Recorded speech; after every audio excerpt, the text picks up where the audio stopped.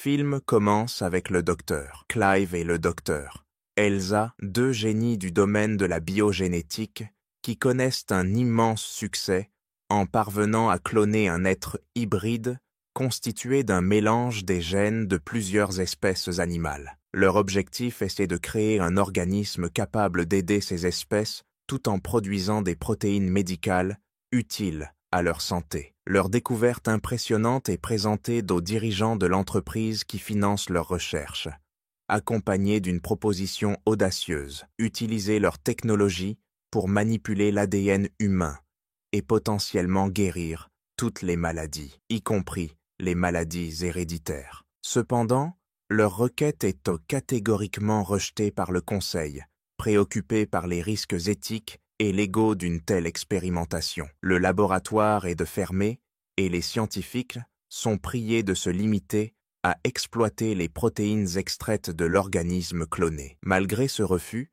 Clive et Elsa prennent secrètement la décision de poursuivre leurs expériences sur un échantillon d'ADN humain, dans l'espoir de prouver la viabilité de leur projet. En toute clandestinité, ils procèdent à plusieurs tentatives, jusqu'à réussir à combiner l'ADN humain avec celui d'animaux et à le stabiliser. Clive conserve l'échantillon dans une chambre froide pour future utilisation, mais Elsa, avide de résultats immédiats, décide de mener une autre expérience en cachette. Elle injecte le matériel génétique dans un ovule artificiel qu'elle place ensuite dans une couveuse sans en informer Clive dans un premier temps. Lorsque ce dernier découvre ce qu'elle a fait, Elsa le convainc de laisser le fœtus se développer jusqu'à pouvoir confirmer la viabilité de l'organisme avant sa destruction. Clive finit par céder, poussé par sa curiosité scientifique. Le fœtus croît rapidement et atteint le stade où il doit émerger de son enveloppe artificielle. Elsa tente de le libérer elle-même, mais lorsque sa main est aspirée dangereusement à l'intérieur, il décide de l'éliminer. Tandis que Clive part chercher un récipient pour en disposer, Elsa reste fascinée par la créature et découvre que ce qu'ils observaient n'était que la coquille extérieure de l'organisme. Soudain, une silhouette étrange apparaît derrière elle. C'est un être hybride d'apparence surprenante. Clive revient et tente d'empoisonner la créature avec du gaz, mais Elsa le persuade d'attendre pour mieux comprendre ce qu'ils ont créé. Elle s'approche prudemment pour examiner la créature de plus près avant que Clive ne l'oblige à quitter la pièce. Finalement, ils endorment l'organisme pour continuer leur étude détaillée. Les analyses révèlent que certaines parties de son anatomie sont inconnues à la science et que son développement est anormalement rapide. Ce qui correspondrait à une journée pour eux représente des mois pour cet organisme. Ils découvrent également qu'il s'agit d'une femelle. Soucieux de maintenir leur expérience secrète, ils l'isolent dans une salle éloignée du laboratoire principal où ils poursuivent discrètement leurs recherches. Peu à peu, l'organisme développe des caractéristiques physiques humaines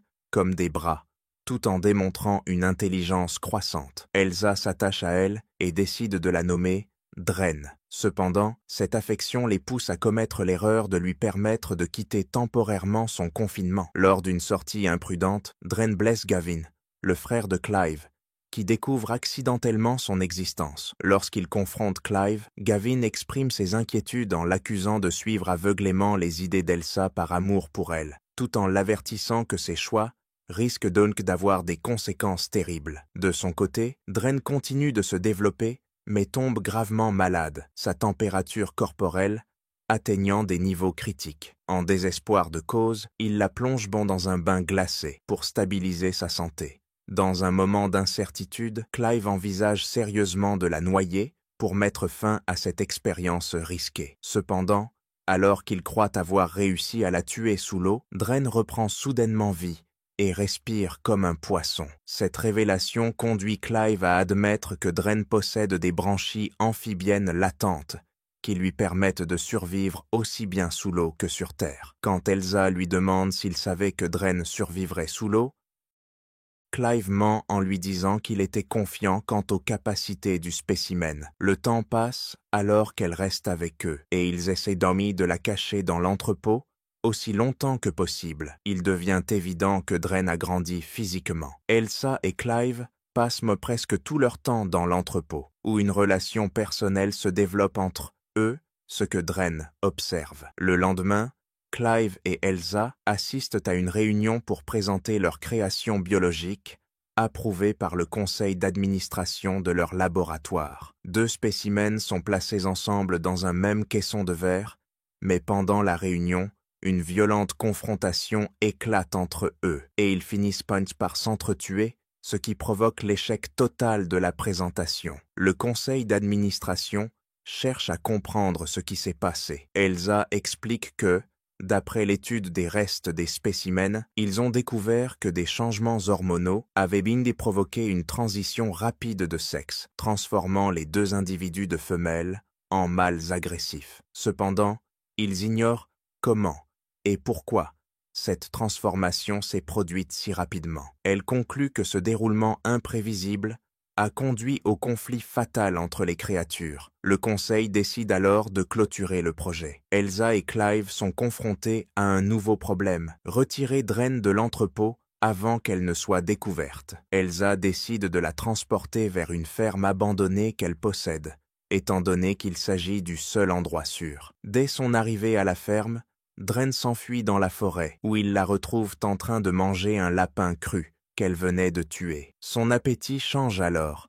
Elle passe du sucre à la viande crue. Elle refuse de s'alimenter avec les légumes qu'on lui offre, déteste la ferme où elle a été retenue captive et adopte un comportement de plus en plus agressif et destructeur. Cela culmine lorsqu'elle brise une lucarne sur le toit pour s'échapper. Elle monte sur le toit, mais perd son équilibre. Avant qu'elle ne tombe, des ailes apparaissent soudainement sur son dos, ce qui lui permet de se sauver. Elle se prépare alors à s'envoler, mais Clive lui dit qu'il tient à elle et qu'ils ont encore besoin d'elle. Touché, Dren réintègre ses ailes dans son corps et retourne à la ferme. Avec le transfert du laboratoire de Clive et Elsa vers un espace plus petit, sous contrôle strict du conseil d'administration, Elsa commence à s'absenter fréquemment du travail pour se concentrer sur Dren. Elle enseigne à Dren les gestes ordinaires d'une jeune femme, comme l'application du maquillage. Un jour, Elsa trouve des dessins dans les affaires de Dren, qui ne représentent que Clive, ce qui l'intrigue. Elle entend ensuite les miaulements d'un chat provenant de la chambre de Dren et découvre que celle-ci élevait un chat en secret. Elsa refuse catégoriquement qu'elle garde cet animal par crainte des maladies qu'il pourrait transmettre. Elle reprend alors le chat sous les protestations et les larmes de Dren. Frustrée, Elsa retourne chez elle pour se reposer. Pendant qu'Elsa dort, Clive rentre du travail et prend soin de ne pas la réveiller. Il descend voir Dren, qui pleure toujours. Afin de la réconforter, il met de la musique dans la ferme et commence à danser avec elle dans une ambiance joyeuse. À un moment, il réalise que Dren lui rappelle étrangement Elsa et décide d'interrompre ce moment pour aller retrouver cette dernière. Le lendemain, après s'être réveillée, Elsa confronte Clive qui lui révèle que l'ADN utilisé pour créer Dren provient en réalité d'Elsa elle-même. Il reproche à Elsa de lui avoir menti sur la provenance génétique et qualifie cette manipulation de folie irresponsable. Il quitte ensuite le foyer en colère. Elsa retourne alors voir Dren pour lui offrir le chat en guise d'excuse. Mais Dren, devenu plus hostile et imprévisible, utilise sa queue dotée d'un appendice mortel pour tuer le chat devant une Elsa choquée. Furieuse, cette dernière gifle la créature, ce qui déclenche une attaque violente de Dren. Dren lui vole la clé du portail pour s'échapper, mais juste avant de quitter les lieux, Elsa parvient à l'assommer avec un objet lourd. Profitant de cette occasion, elle prépare une intervention chirurgicale sur Dren pour lui retirer sa glande venimeuse ainsi que sa queue meurtrière. Clive rejoint la ferme après que l'opération est terminée et découvre que la queue de Dren a été.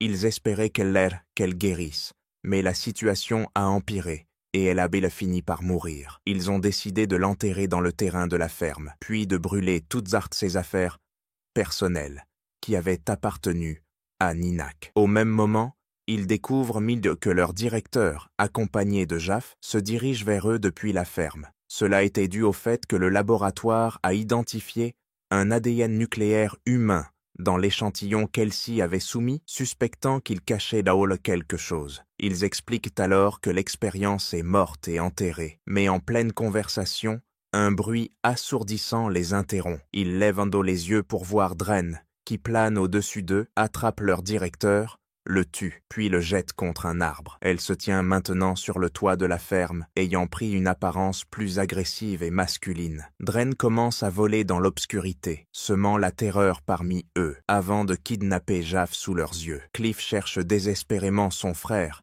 espérant qu'il soit encore vivant. Mais Elsie leur révèle que ce qui était arrivé à l'espèce animale s'était aussi produit chez Dren. Tout mâle devenait désormais une menace pour elle, et elle les exterminait systématiquement. Pendant qu'ils discutent, la lampe torche de Cliff tombe dans le lac voisin. Il tente de la récupérer pour continuer sa recherche, mais il est soudainement tiré dans l'eau. Elsie hurle et s'efforce de le sauver. Finalement, elle réussit à le sortir du lac, mais Dren émerge à son tour. Il devient évident qu'elle a réellement changé de sexe pour devenir un mâle. Dren poursuit alors Elsie dans la forêt. Elle essaie désespérément de lui échapper. Après une course effrénée, Dren attaque et lui parle pour la première fois. Dans un ultime effort, Elsie attrape une grosse pierre et parvient à fracasser la tête de la créature. Cependant, avant de mourir, Dren avait empoisonné Cliff avec son aiguillon venimeux, causant ainsi sa mort. Elsie se retrouve seule survivante de cette expérience fatale.